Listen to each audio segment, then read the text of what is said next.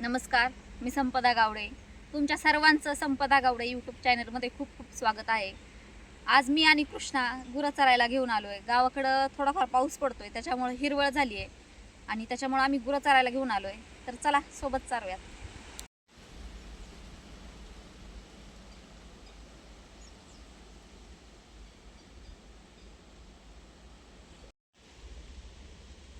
मागच्या काही दिवसांपासून आम्ही दररोज सकाळ संध्याकाळ गुरं चरायला सोडतोय. त्याच्यामुळं म्हटलं आज तुम्हाला पण दाखवावं, म्हणून हा आजचा स्पेशल ब्लॉग.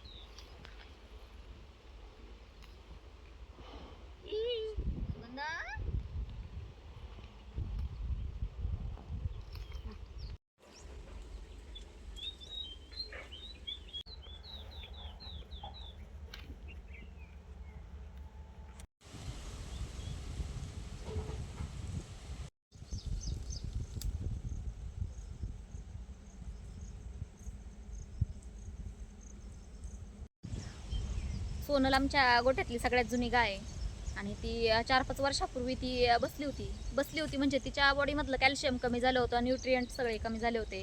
त्याच्यामुळं तिला उठता येत नव्हतं आणि ती जास्त काही खात वगैरे पण नव्हती.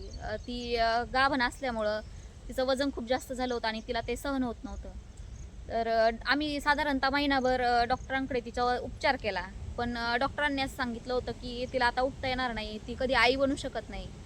आणि आम्हाला भरपूर जणांनी असं सांगितलं की आता तिला खाटकाला देऊन टाका. खाटकाला म्हणजे जे गाया खातात त्यांना देऊन टाका किंवा तिला विकून टाका, तुम्ही आता तिला ठेवू नका. पण माझ्या मम्मीचं, पप्पांचं आणि माझ्या भावाचं असं मत होतं की आपल्या घरातलं जर कोणी आजारी पडलं तर आपण त्याला घराबाहेर काढून देत नाही किंवा मग त्याची काळजी घेत नाही, असं होत नाही. तर सोनल तशीच आमच्या घरची एक मेंबर आहे, म्हणून आम्ही तिला आमच्या घरीच ठेवली, तिची काळजी घेतली आणि त्याच्यानंतर ती 3 वेळा आई झाली.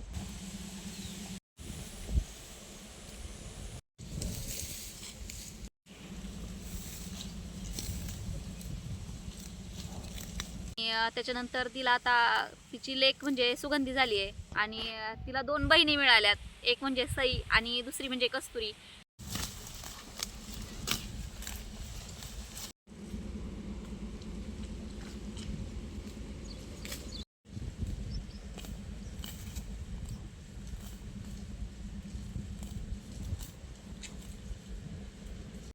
सगळ्या गाया कमी केल्यानंतर आम्ही खूप वर्ष आमच्याकडे फक्त सोनल एकटीच गाय होती. त्याच्यामुळे आम्हाला तिच्याकडे चांगलं लक्ष देता आलं, तिची चांगली काळजी घेता आली.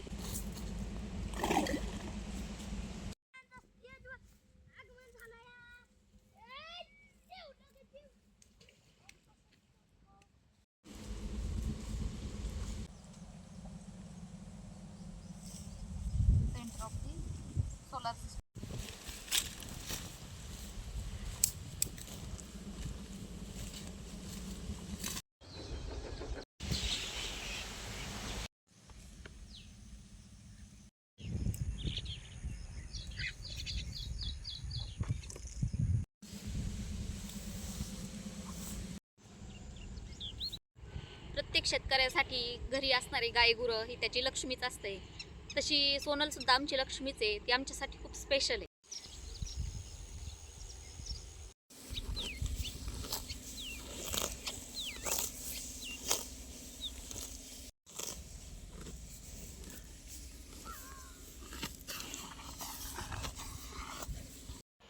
संध्याकाळचे साधारणतः 6:45-7 वाजलेले आहेत आणि आता गुरांचा घरी जायचा टाइम झालाय, तर आम्ही त्यांना घरी घेऊन जातो.